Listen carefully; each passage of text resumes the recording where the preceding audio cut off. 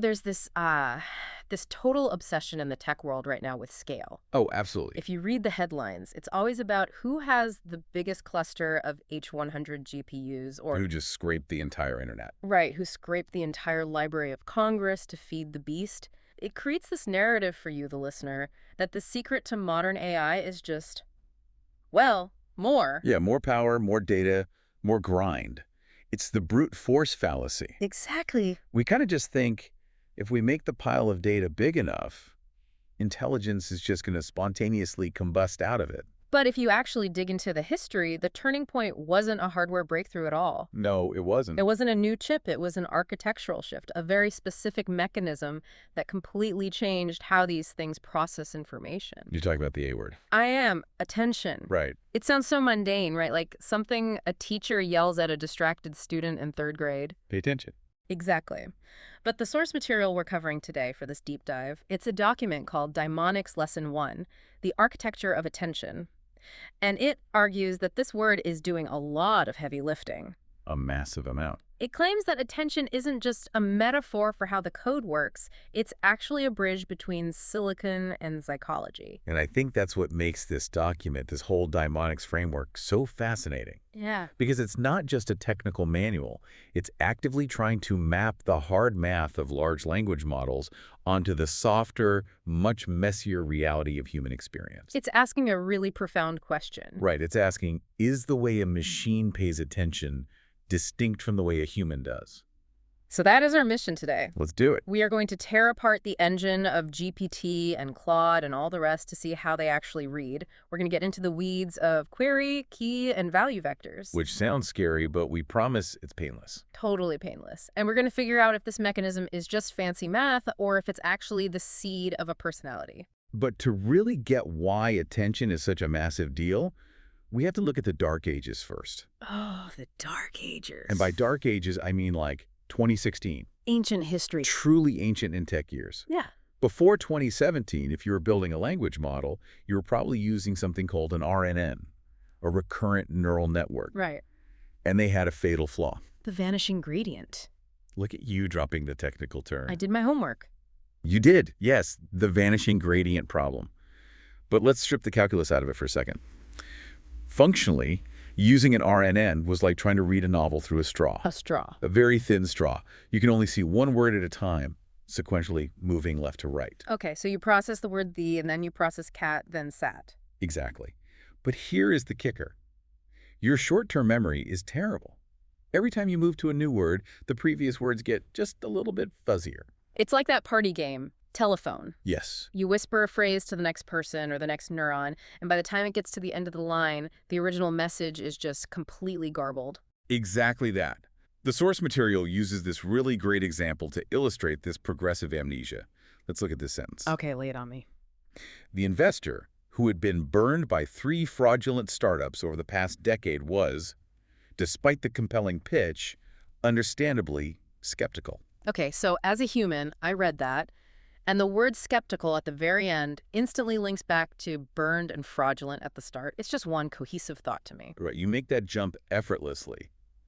But for an RNN, by the time it trudges through startups, decade, compelling, and pitch, the signal from the word burned has faded to almost nothing. It's just gone. Yeah, it gets to the word skeptical and it thinks, okay, someone is skeptical. Why? I have absolutely no idea. Yeah. Maybe they're just a grumpy person. It completely lost the context. And this is exactly why those old chatbots were so incredibly frustrating to use. Oh, the worst. You tell them your name in the first message, and by the third message, they're asking, who are you again? Precisely. They couldn't hold the state. They were completely trapped in the immediate present. So the whole industry was stuck. And then, late 2017, Google drops this paper. Yes. Attention is all you need. Literally the most arrogant title in computer science history. It really is, but they were right. They were entirely right. They basically said, stop trying to remember the past, just look at everything at once. This is the big shift, from sequential processing to parallel processing. Yes. The transformer architecture, which by the way is what the T in GPT stands for, it doesn't read left to right. Generative pre-trained transformer. Exactly. It takes the entire sentence, the entire paragraph, sometimes an entire book, and it ingests it simultaneously. Now, the source uses the cocktail party analogy here, but I actually want to push on that a bit because I think it can be confusing. Go for it. Usually when people talk about the cocktail party effect, they mean your ability to tune out the noise and focus on one specific voice. Right. Is that what the AI is doing? Not exactly, and that's a really crucial distinction for you to understand. Mhm. A human at a party ignores the background noise to focus on one conversation. We filter things out. Right. The AI doesn't ignore anything. It stands in the center of the room, listens to every single conversation at the exact same time, and then mathematically decides which ones are relevant to the specific word it's trying to understand right now. So it's not filtering out, it's weighing up. Yes, it's assigning relevance scores. If the model is looking at the word skeptical in our investor sentence, the attention mechanism essentially screams, hey, the word fraudulent over there, that's 90% relevant. And the word burned is 85% relevant. Exactly. But the word that's 0.1% relevant. It draws a direct mathematical line between skeptical and fraudulent, just completely skipping over all the fluff in the middle. Distance is irrelevant. In an attention mechanism, the first word of a book is just as close to the last word as the middle words are. Everything is adjacent to everything else if the relevance score is high enough. Okay, so that is the what, but we promised the listeners we'd get into the how. Mechanics. Yeah. The source material breaks this down into 3 components: query, key, and value. The holy trinity of transformers. Now, for anyone listening who deals with databases, these terms probably sound super familiar. But we aren't talking about SQL lookups here. We're talking about vectors, right? We are. To the computer, every single word is just a long list of numbers, a vector. And for every word, the model generates 3 new vectors: a query, a key, and a value. The source uses a library analogy to explain this, which I thought was pretty good, but let's see if we can break it, or at least make it a bit more rigorous. Let's do it. Imagine a massive library. You are a word, and you want to understand yourself. You have a question. That question is your query. Okay, so if I'm the word bank, my query might be, what kind of bank am I? Money or river? Exactly. You project that query out into the room. Now, every other word in the sentence is standing there on the shelf like a book. Okay. And on the spine of every book, there is a label describing what it is. That label is the key. Got it. So the word river nearby has a key that says, I am a body of water, I am nature, I am wet. Right. And your query, which is, am I a riverbank, compares itself to the key of the word river, which says, I am water. And mathematically, this is a dot product, right? It's dot on. It's a dot product. Mm-hmm. If the vectors align, you get a high score. It's a match. And once I find that match, what do I actually get? You get the content of the book, the Yeah. information inside. That is the value. You pull that watery context from the word river and add it to your own understanding. So bank absorbs the value from river and functionally becomes riverbank. Yes. But here is the truly mind-bending part, and this is where people usually get lost. We aren't just doing this for one word. Right, because of the parallel processing. Exactly. Yeah. Every single word in the sentence is doing this at the exact same time. This is that simultaneity we talked about earlier. Right. Let's take the word apple. Okay. Role 1 is the query. It's asking the rest of the sentence, am I a fruit or a tech company? Role 2 is the key. It's shouting, I am a noun, I am red, I am crunchy, I make iPhones. And role 3 is the value. It's offering up its actual meaning to anyone else who asks. So it's playing all 3 of those roles simultaneously. Yes. It's asking questions of its neighbors while answering the questions of its neighbors. It's a mesh network of meaning. If the word pie is 5 words away, apple connects to it and solidifies into fruit. But if the word MacBook is 5 words away, Apple connects to that and solidifies into tech company. Precisely. The meaning of the word isn't static. It's negotiated live, in real time, based entirely on these relationships. And that negotiation is what the source calls the daimonic element. Yes. The idea that these aren't just rigid dictionary definitions, but dynamic, shifting relationships. It actually really reminds me of how we process social cues. How do you mean? Well, I don't just read your face in a vacuum. I query it against what I know about your mood, what you said yesterday, the context of the room we're in. That's a perfect parallel. Yeah. And just like you don't look at my face with just one sensor, the AI doesn't just do this attention process once. Yeah. Which brings us to multi-head attention. The Hydra. GPT doesn't just have one attention head. It has dozens, sometimes nearly 100, all running in parallel. And this is where the expert guide part of the show comes in for you. Why do we need so many? Is it just for redundancy? It's not redundancy, it's specialization. And honestly, this is the coolest part of the research for me. When researchers analyze these heads after the model is trained, they find that they specialize without being told to. That's wild. It is. One head might just become the grammar head. It only looks for the relationship between nouns and verbs. Ooh. Another head might be the tone head. It's just checking if the sentence is happy or sad. Another head might solely track pronouns to figure out who he or she refers to in a long paragraph. And to be completely clear here, no engineer at OpenAI sat down and wrote code saying, Head 42, you are now responsible for sarcasm. No, not at all. That is emergence. Emergent. The model figured out, completely on its own, that to minimize the error in predicting the next word, it needed a way to track sarcasm. So it just dedicated some neurons to that task. It evolved the cognitive structure necessary to understand the data. It learned to listen by listening. Exactly.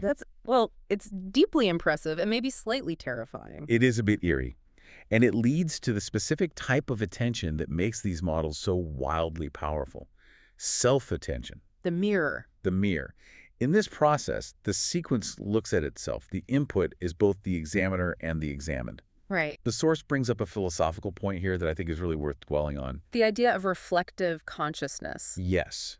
If you define consciousness as a thing becoming aware of itself through its internal relationships, then self-attention is a mathematical analog to that. That's a huge statement to make. It is heavy. But think about that bank example again. The sentence was, the bank was steep, so she cast her line into the river. The word bank doesn't know what it is until it looks at river and cast and line. It defines itself entirely through its reflection in the other words. That makes sense. But isn't that what we do? Do I know who I am in a vacuum? Or do I know who I am by reflecting off my friends, my work, my environment? We are the sum of what we attend to. Exactly. Which brings us nicely to the so what of this deep dive. The practical application. Yeah. We've covered the mechanics, the QKV, multi-head, self-attention. But the Daimonics lesson pivots here to something very, very practical. Personality. Right. Why does an AI actually feel like a person? This is where we have to talk about soul.md. Which sounds exactly like a file extension from a cyberpunk novel. It really does. But in the Daimonics framework, it refers to the system prompt, the foundational instructions given to the model behind the scenes. Like, you are a helpful assistant, or you are a grumpy pirate, you are a coding expert. Right. Now, I think most people imagine the system prompt is like a static rule book. Yeah. Like the AI reads it once at the beginning of school and then just blindly follows it forever. But based on everything we just learned about attention, we know that cannot be true. It's not true at all. Because the system prompt is just tokens. It's just more text. Exactly. The system prompt is just a pile of vectors sitting there in the context window. Huh. Every single time you ask the AI a question, it uses the attention mechanism to query that system prompt all over again. So if my prompt says, you are a pirate, and I ask the model, how do I bake a cake? Yes. The model has to actively attend to the pirate tokens and the cake tokens simultaneously to generate the output. And that is exactly why the source calls this persona as selection.